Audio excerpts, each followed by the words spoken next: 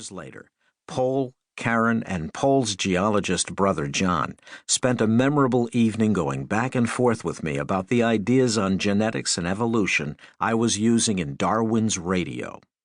Wonderful discussions, and pointed enough to make me sweat. Honing one's arguments in such company was essential to making that novel work. Poul and I served on Jerry Pournelle's and Larry Niven's Citizens Advisory Council on National Space Policy. That continued through the late 90s. Astrid and I attended contact conferences with Poul and Karen, served on many convention panels together, frequently discussed writing and publishing. And yet Poul and I never collaborated on a story. He certainly enjoyed collaborating with other writers, and likely would have gladly done so with me. But somehow, it never happened. During the time it could have happened, Poul was producing some of his finest and most ambitious novels, and so perhaps it would have been impolite to interrupt that streak. Still, it would have been fun. If there had been a few more years.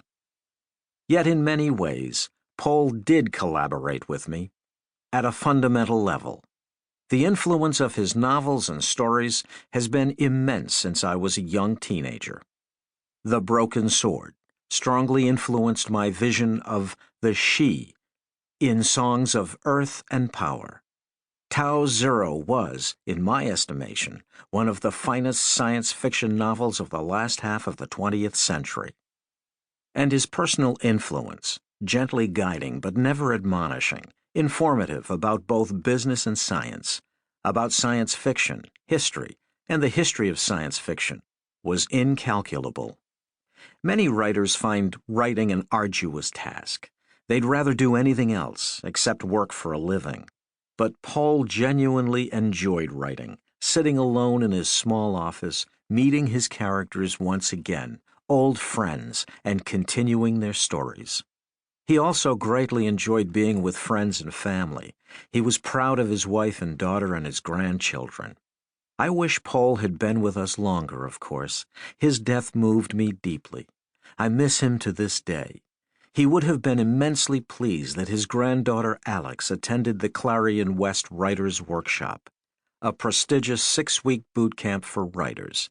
He would have been equally pleased that his grandson Eric is now writing scripts for comics and making more money on his first contracts than I did.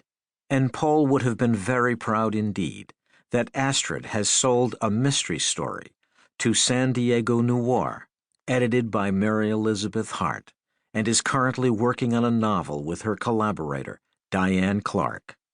For more than 20 years, I had pretty steady access to Poul Anderson.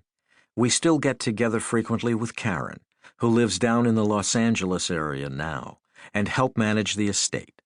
Poul's legacy rolls along in so many ways, and so it is with great joy that I have read the stories in this collection.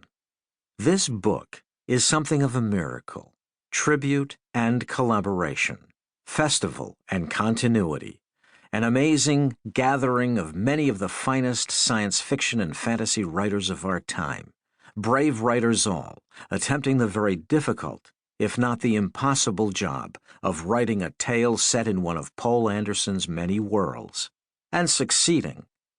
Huzzas and beer are definitely in order, with or without tritium. Nancy Kress, Outmoded Things. Nancy Kress began selling her elegant and incisive stories in the mid-70s and has since become a frequent contributor to Asimov's Science Fiction, the magazine of fantasy and science fiction, Omni, Sci-Fiction, and elsewhere.